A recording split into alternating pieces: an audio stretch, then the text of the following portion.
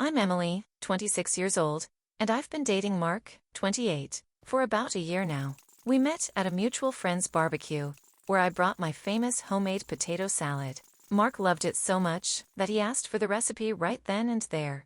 I laughed and told him that if he wanted more, he'd have to take me out to dinner first. That's how our story began. For the most part, our relationship has been great. We share a lot of common interests. We both love hiking on weekends, binge watching crime documentaries, and trying out new restaurants in town. Mark works as a software engineer, and I'm a graphic designer. We're both passionate about our careers, which gives us plenty to talk about over dinner. One of my biggest passions, though, is cooking.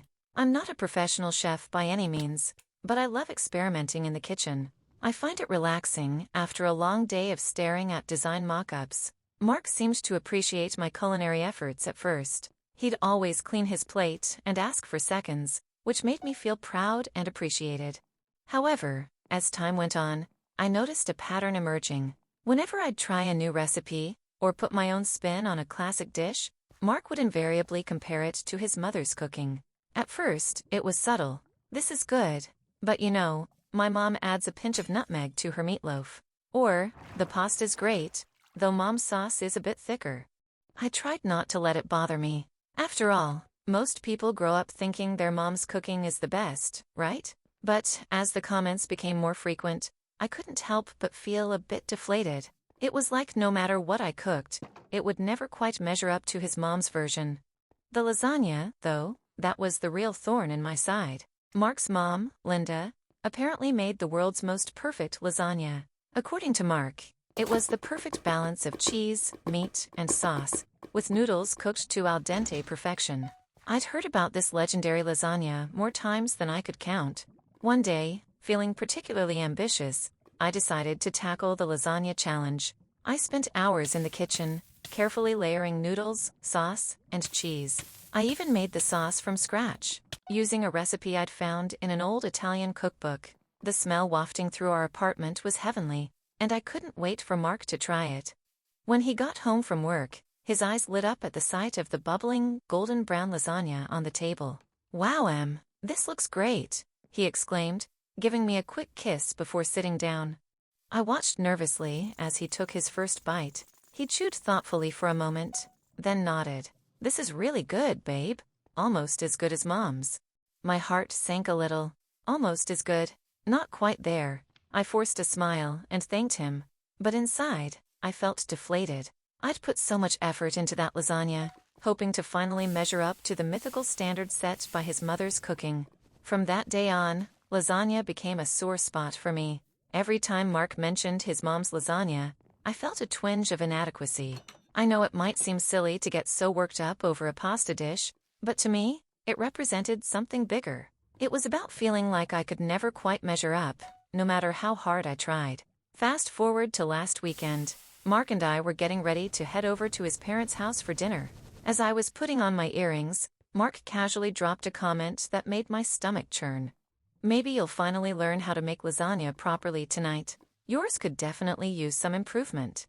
I froze, the earring dangling from my fingers.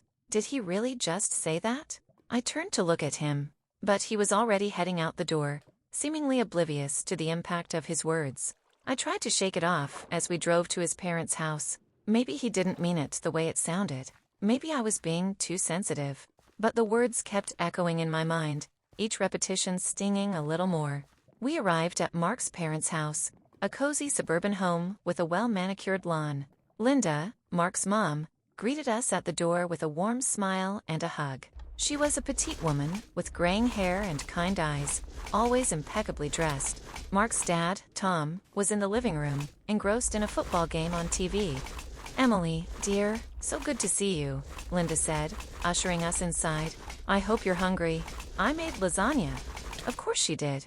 I plastered on a smile and followed them into the dining room, where the table was already set.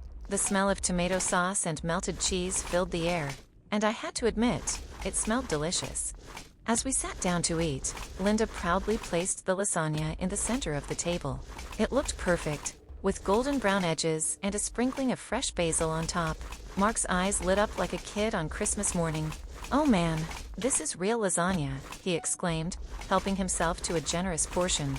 Then, to my horror, he added, "Emily tried making it once. But let's just say, there's a reason we're all here eating Mom's tonight." The table erupted in laughter, and I felt my cheeks burn with embarrassment. I forced a chuckle, not wanting to make a scene, but inside, I was mortified. How could he say that in front of his family? But Mark wasn't done. Encouraged by the laughter, he continued, "You should have seen it. The sauce was burnt, the noodles were mushy. It was a disaster." "I didn't burn the sauce," I mumbled, but no one seemed to hear me over their laughter. "Maybe you should just leave lasagna to the experts, Mark said, grinning at his mother. That was the last straw. I felt tears prickling at the corners of my eyes, and I knew I had to get out of there before I broke down completely. I excused myself, mumbling something about needing some fresh air, and practically ran out to the car. Once inside, I let the tears flow freely. I felt humiliated, belittled, and worst of all, betrayed by the person who was supposed to be my partner. How could Mark think it was okay to embarrass me like that in front of his family? A few minutes later, I heard footsteps approaching. Mark opened the passenger door and slid in beside me, his expression a mix of confusion and annoyance. "What's going on? Why'd you leave like that?" he asked. I took a deep breath, trying to keep my voice steady. "How could you say those things about my cooking? You embarrassed me in front of your whole family." Mark's eyebrows shot up. "What? Come on, Emily. It was just a joke. You're overreacting." "Overreacting?" I repeated, my voice rising. "You basically told your family that I'm a terrible cook, and that your mom's lasagna is so much better than mine. How is that a joke?" Mark sighed, running a hand through his hair. "Look, you need to lighten up. It's not a big deal. My family likes to tease each other. It's how we show affection." "Well, it doesn't feel very affectionate to me," I snapped. "It feels like you're putting me down to make your mom look better." "That's ridiculous," Mark scoffed. "You're being way too sensitive. It's just lasagna, for crying out loud." I felt a surge of anger rise within me. "If you think embarrassing me in front of your family is funny, maybe you should just date your mom's cooking instead." The moment the words left my mouth, I knew I'd crossed a line. Mark's face darkened, his jaw clenching in anger. "Real mature, Emily," he spat. "Way to ruin the night. I can't believe you're making such a big deal out of this." With that, he stormed out of the car, slamming the door behind him. I sat there, shaking, torn between anger and regret. Part of me wanted to go back inside and apologize for making a scene, but a larger part felt justified in my hurt feelings. The ride home was tense and silent. Mark gripped the steering wheel so tightly his knuckles turned white, while I stared out the window, replaying the evening's events in my mind. When we got home, Mark went straight to bed without a word, leaving me alone with my thoughts. The next few days were uncomfortable, to say the least. Mark and I barely spoke, each of us waiting for the other to apologize first. I kept replaying the dinner in my mind, wondering if I had overreacted. Maybe I should have just laughed along with everyone else. But every time I thought about Mark's words, I felt that same sting of humiliation. On the third day of our Cold War, I decided I couldn't take it anymore. We needed to talk this out. I found Mark in the living room, scrolling through his phone. "Can we talk?" I asked, perching on the edge of the couch. Mark looked up, his expression guarded.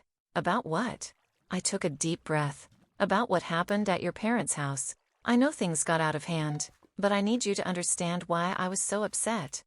Mark sighed, putting his phone down. "Fine, let's talk." I explained how his constant comparisons to his mother's cooking, especially her lasagna, had been making me feel inadequate for a long time. I told him how much I loved cooking, and how hurtful it was to hear him put down my efforts, especially in front of his family. As I spoke, I could see Mark's expression softening. When I finished, he was quiet for a moment before speaking. I had no idea you felt that way," he said slowly. "I thought I was just teasing. I didn't realize it was hurting you so much." "I know you didn't mean to hurt me," I replied, "but it did hurt. A lot. I felt like no matter what I did, it would never be good enough compared to your mom's cooking." Mark reached out and took my hand. "I'm sorry, Emily. I really am. I never meant to make you feel that way. I guess I got carried away trying to make my family laugh, and I didn't think about how it would affect you." I squeezed his hand, feeling a wave of relief wash over me. Thank you for apologizing. I'm sorry too, for what I said about you dating your mom's cooking. That was out of line. Mark chuckled. Yeah, that was a bit weird. But I get it. You were upset. We sat in silence for a moment, the tension between us finally starting to dissipate. So, Mark said eventually, what can I do to make this right? I thought for a moment. Well, for starters, you could stop comparing my cooking to your mom's all the time. And maybe you could tell your family that you were out of line with those comments? Mark nodded. I can do that. In fact, why don't we invite my parents over for dinner next weekend? You can make your lasagna, and I promise I won't say a word about my mom's version. I felt a smile tugging at the corners of my mouth.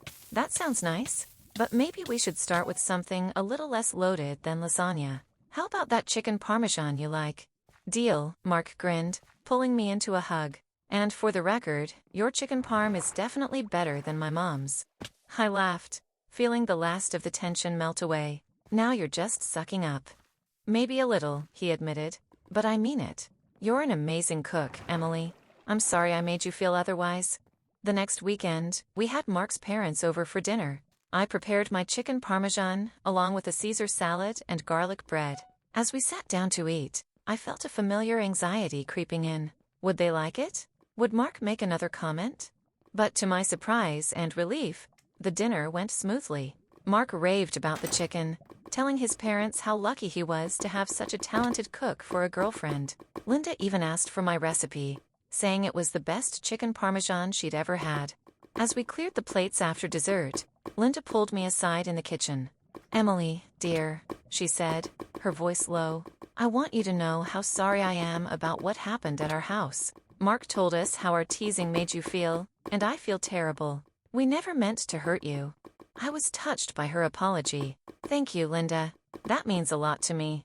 She patted my arm affectionately. You know, I'd love it if you could teach me how to make that chicken parmesan sometime. And maybe you could show me your lasagna recipe too? I'm always looking to try new versions. I felt a warmth spread through my chest. I'd like that, Linda. Thank you. As Mark's parents were leaving, his dad, Tom, pulled me into a bear hug. Great dinner, Emily. You've got some serious skills in the kitchen. I beamed, feeling a sense of acceptance I hadn't realized I'd been missing. After they left, Mark and I settled on the couch, both feeling content and a little sleepy from the big meal. That went well, didn't it? Mark said, pulling me close. I nodded, resting my head on his shoulder. It really did. Thank you for talking to them. Of course, he replied. I'm just sorry it took me so long to realize how much the cooking comments were bothering you. We sat in comfortable silence for a while, the TV playing softly in the background. You know, Mark said suddenly, I've been thinking, maybe we could take a cooking class together? It might be fun to learn some new techniques side by side. I lifted my head to look at him, surprised and pleased by the suggestion. Really? You'd want to do that? He nodded, looking a bit sheepish. Yeah, I mean, you're always doing all the cooking. It might be nice if I could help out more. Plus, it could be a fun date night activity. I felt a rush of affection for him. This was the Mark I had fallen in love with. Thoughtful, willing to learn, and always looking for ways to make our relationship stronger.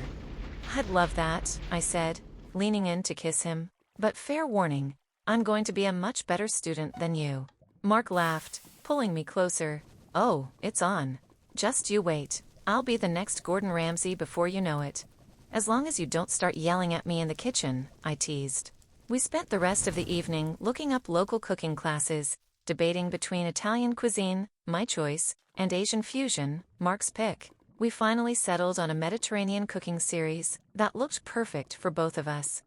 As we got ready for bed that night, I felt a sense of contentment wash over me.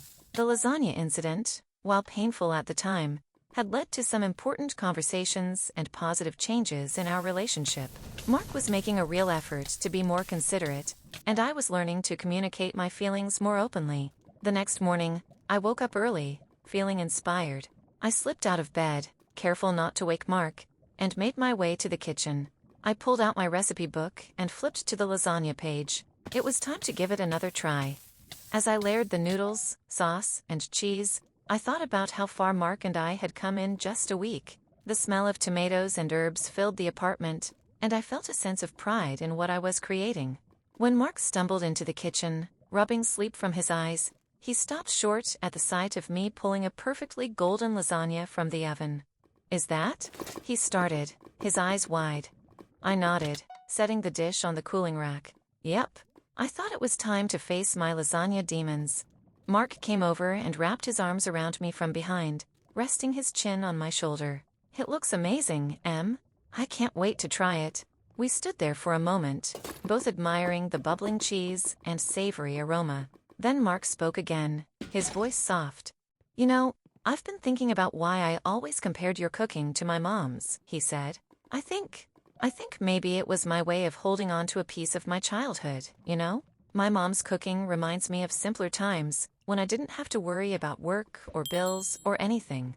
I turned in his arms to face him, touched by his vulnerability. "That makes sense, Mark. I never really thought about it that way. It's not just about food, it's about memories." He smiled softly. "Exactly. And I think I kept bringing it up because I wanted to feel that same sense of comfort.